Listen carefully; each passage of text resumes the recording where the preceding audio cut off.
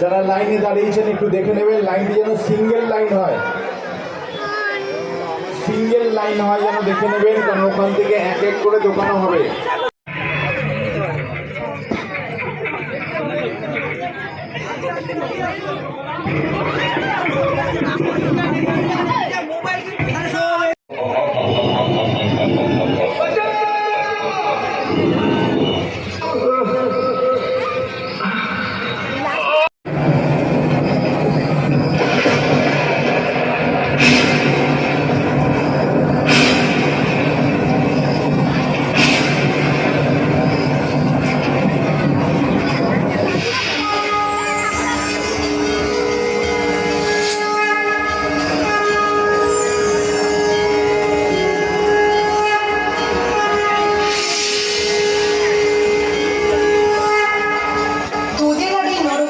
থাকতে হবে না, সইতে হবে না এই কষ্ট।